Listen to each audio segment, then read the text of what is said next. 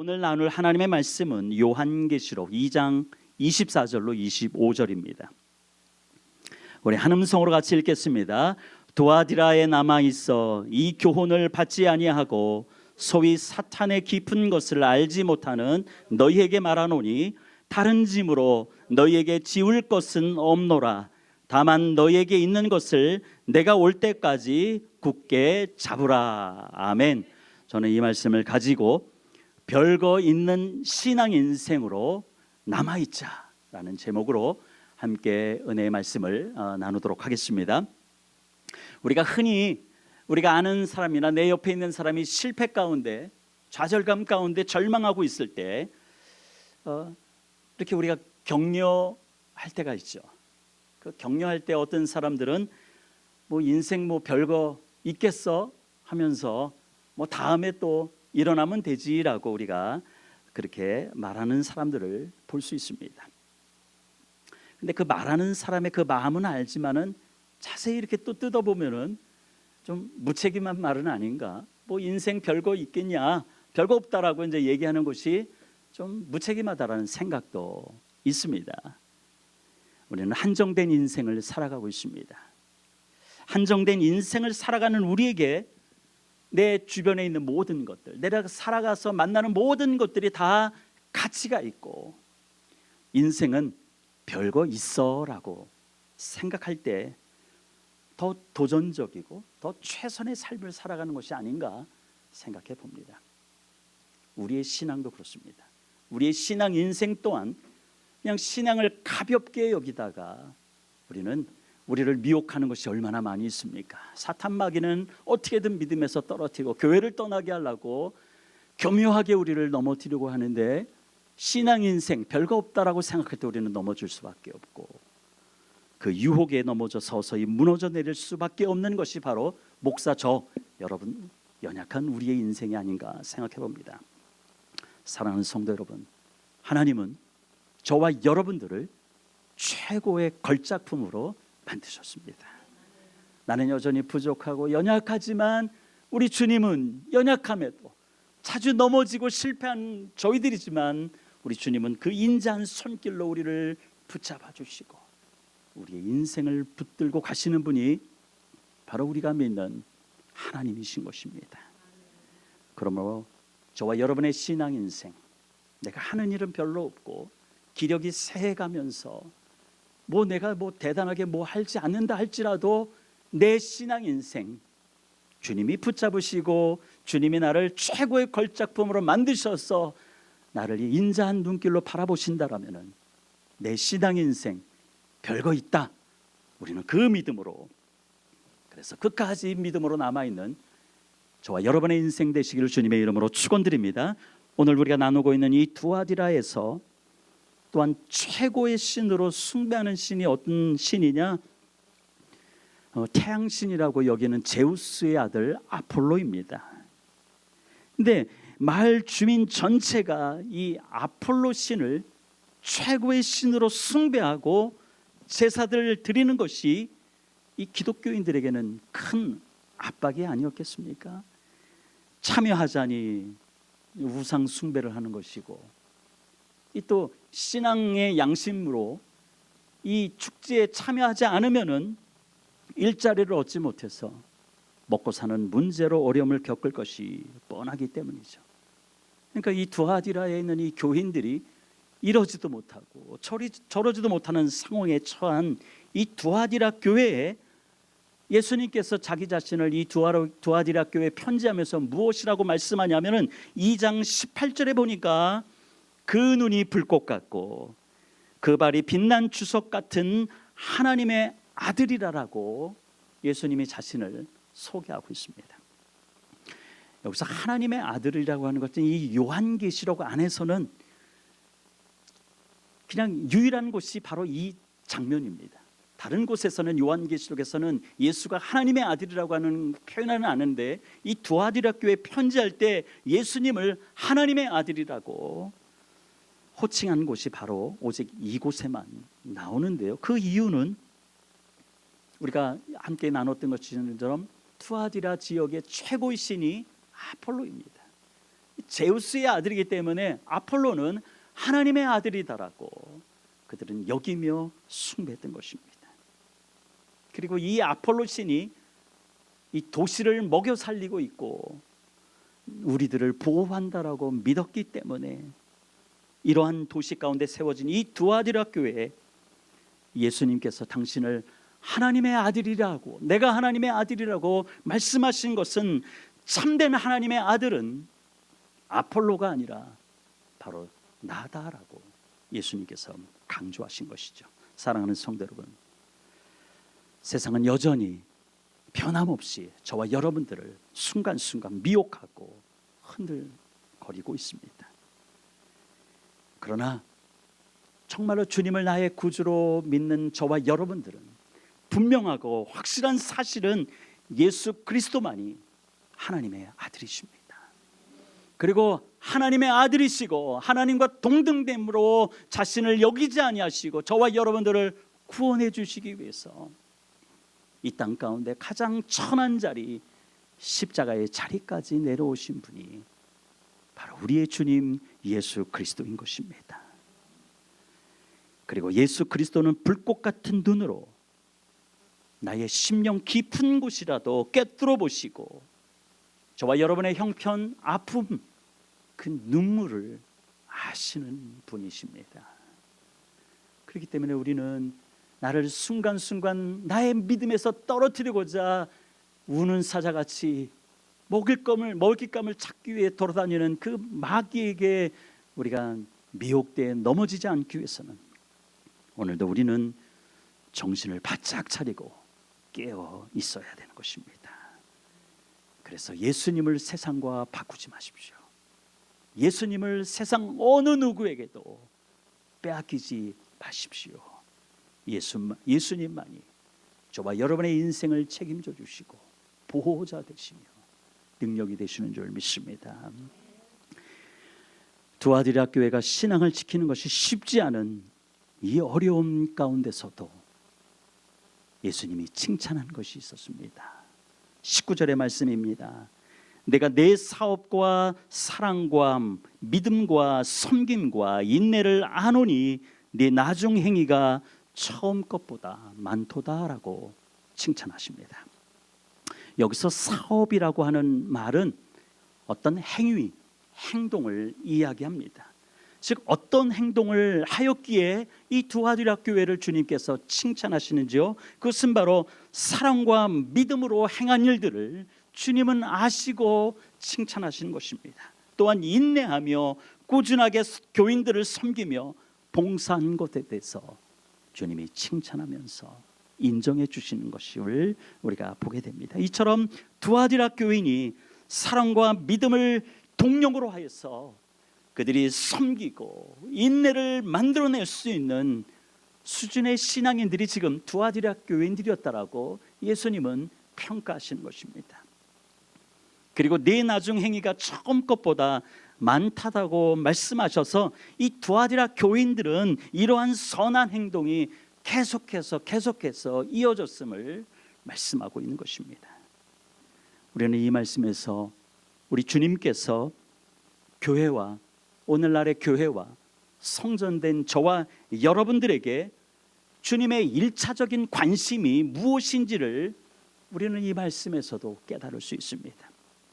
우리 주님의 일차적인 관심은 교인 수도 아니고 교회 프로그램도 아닌 것입니다. 물론 이런 것들은 교회의 지금 현재의 상태가 어떤 것인지를 진단할 수 있는 근거는 될 수 있겠죠.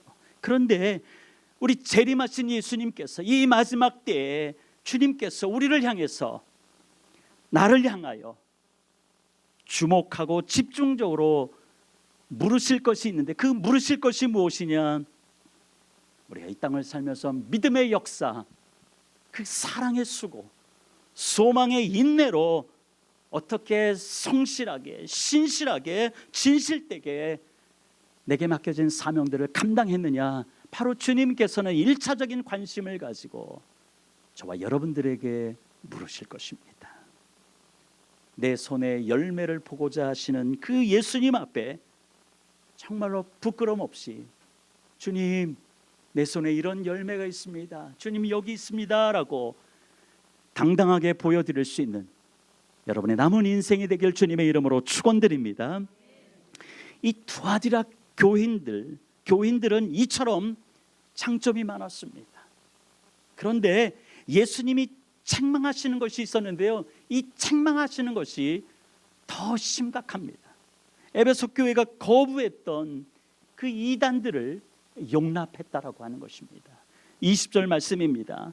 그러나 내게 책망할 것이 있노라. 자칭 선지자라 하는 여자 이세벨을 내가 용납함이니 그가 내 종들을 가르쳐 꾀어 행음하게 하고 우상의 제물을 먹게 하는도다라고 예수님께서는 아주 심각하게 생각하면서 이 부분에 있어서 하나님께서 책망하시는 것을 보게 됩니다. 여기서 이세벨이라고 하는 이름으로 활동한 이 여자는 마치 교회에 들어와서 자신의 가르침이 하나님으로부터 직접 계시를 받아서 지금 예언하는 것이다라고 아마 그렇게 이야기했을 것입니다. 그러니까 교인들은 하나님으로부터 직접 계시를 받았다라고 하니까 혹해서 이 이세벨에게 미혹되어서 하나님도 섬기고 또 우상 제단에서도 무릎 꿇고 제사를 드리는 그런 모습이 이 두아디라 교회에 발생했던 것입니다.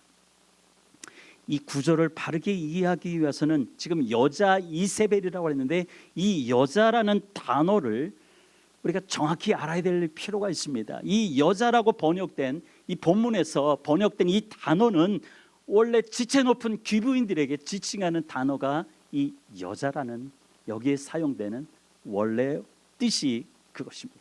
예수님께서도 가나 혼인잔치에서 그 포도가 떨어질 때 예수님이 자기 엄마한테 여자여 그것이 나 무슨 상관이 있습니까? 라고 우리가 들을 때는 이런 버르장머리 없이 자기 엄마한테 무슨 여자여 그랬지만은 이 여자라는 단어가 그때 예수님께서 말씀하셨던 단어하고 이 단어가 같은 단어인데 이것은 존칭해 주는 것, 지체 높은 귀부인들에게 지칭하는 말이 바로 여기에 여자라는 단어입니다. 그래서 여자 이세벨이라고 이 표현한 것은 이 여자가 누구의 부인인지는 알 수 없지만은 그래도 그 사회 또 교회 안에서 아주 대단한 영향력을 미친 여자였다라고 우리는 판단할 수 있습니다.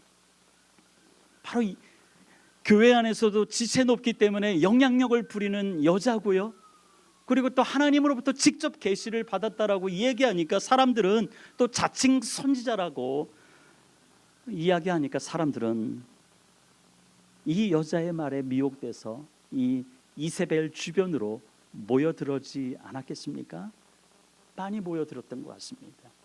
그리고 모여든 사람들 대부분은 지금 아폴로 신에게 제사를 드려야 될 건가? 그래도 내가 신앙인인데 이거 드리면 안 되는 거 아닌가? 이렇게 드려야 될지 말아야 될지 지금 막 갈등하는, 왜냐하면 안 드리면 지금 사는 게 먹고 사는 현실적인 문제가 닥쳐 있기 때문에 아주 머뭇거리는 흔들리는 신앙의 성도들 대부분 이런 사람들이 이 이세벨의 말에 솔깃해서 모여들었던 것입니다. 내 신앙이 머뭇거리면 정함이 없는 것입니다. 야고보 사도는 이것을 두 마음을 품은 것이다라고 말씀하고 있습니다. 저와 여러분의 신앙이 이 머뭇거리고 이게 갈팡질팡할 때, 정함이 없을 때 마귀는 어느 팀인가 우리 속으로 들어오는 것입니다. 우리를 흔들고 우리의 믿음을 흔들고 교묘하게 우리를 넘어뜨리는 것입니다. 이세벨은 아마 이런 교인들에게 그냥 축제에 참여하는 것은 그 도시를 지배하고 있는 최고의 신이기 때문에, 우리를 먹여 살리는 보호하시는 신이기 때문에 그것은 시민들의 의무다라고 얘기했을 것입니다. 그러니까 시민으로서 지켜야 될 의무에 불과하기 때문에 아폴로 신에게 제사 드리는 것이 너의 신앙생활과 아무런 관계가 없다라고 가르쳤을 것입니다.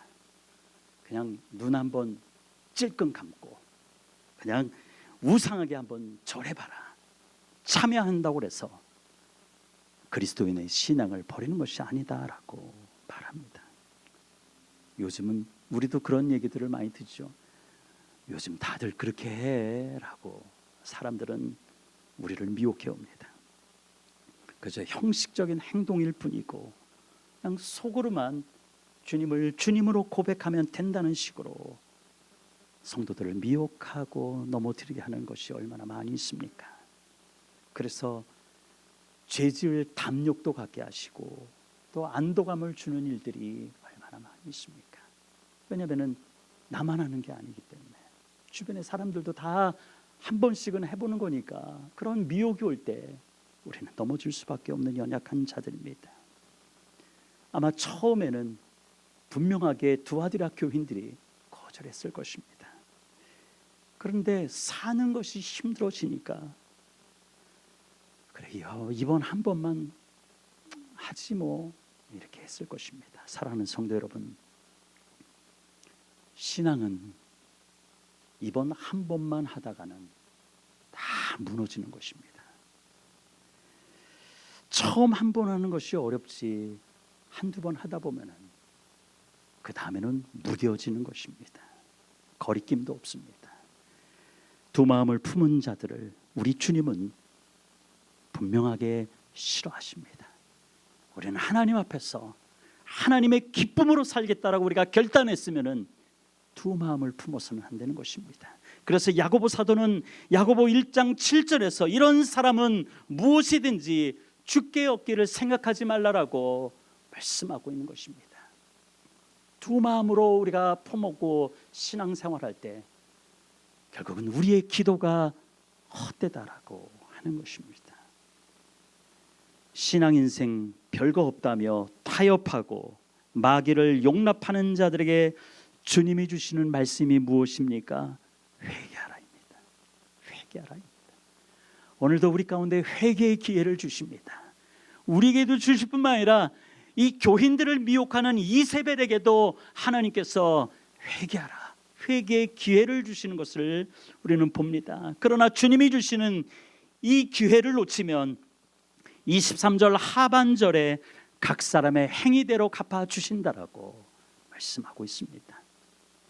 그런데 자칭 선자 이세벨이 교회에 들어와 거짓 교훈으로 사람을 깨어 우상 숭배하는 자리에 넘어지는 자들도 있는 가운데 24절의 말씀처럼 이 교훈을 받지 아니하고 이세벨의 교훈을 받지 아니하고 소위 사탄의 깊은 것을 알려고도 하지 않고 별거 있는 신앙 인생으로 끝까지 남아있는 사람들이 있었다는 것입니다.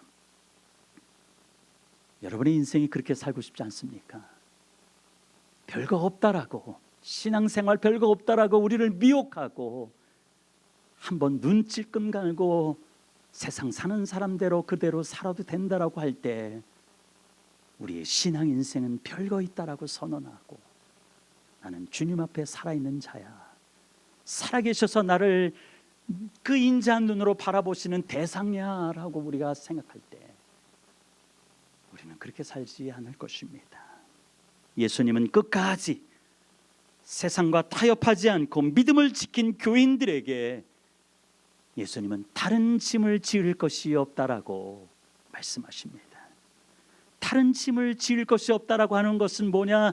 이미 아까 예수님께서 칭찬하듯이 이 교인들이 사랑과 믿음과 섬김과 그 인내로 행한 일들을, 그리고 이세벨의 교훈을 따르지 않은 이 모든 것 외에 다른 것으로 부담 줄 일이 없다라고 주님께서 말씀하신 것입니다. 바로 그것을 굳게 잡으라라고 말씀하고 있습니다. 25절 말씀에 다만 너희에게 있는 것을 내가 올 때까지 굳게 잡으라. 여러분의 손에 지금 가지고 있는 것이 무엇입니까? 여러분 심령 가운데, 마음 가운데 믿음으로 내가 붙잡고 있는 것이 무엇입니까? 세상이 아무리 흔들어도 여러분이 붙잡고 있는 것이 무엇입니까?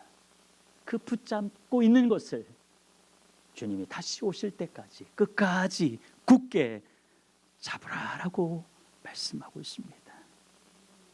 사랑하는 성도 여러분, 예수 그리스도에 대한 사랑과 믿음과 섬김과 인내로부터 나오는 그 신실한 행동들, 주님이 언제 오실지는 알 수 없지만 주님이 오시는 날까지 여러분들이 이 땅에서 코끝에서 호흡이 멈춰서 주님 품에 안기는 그 순간까지 끝까지 붙잡으시기를 바랍니다. 여기서 굳게 잡으라고 번역된 단어는 확실하게 붙잡으라는 것입니다. 확실하게 붙잡으라는 것입니다. 여러분의 신앙, 주님 앞에 서 있는 여러분의 신앙을 확실하게 붙잡으라는 것입니다.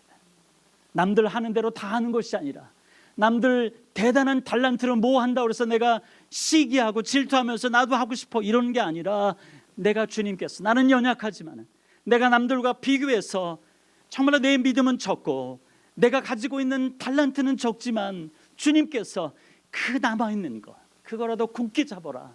주님께서 원할 때 여러분들이 확실하게 붙잡아야 될 것이 무엇입니까? 확실하게 붙잡지 않고서는 끝까지 이길 수 없기 때문에 주님께서 끝까지 확실하게 붙잡으라고 말씀하시는 것입니다. 주님이 다시 오시는 날, 우리가 그렇게 사모하고 고대하는 주님이 다시 오시는 날, 이 땅의 모든 역사는 끝날 것입니다. 그리고 새 역사가 시작될 것이고, 새 통치가 시작될 것이고, 새 날이 시작될 것입니다.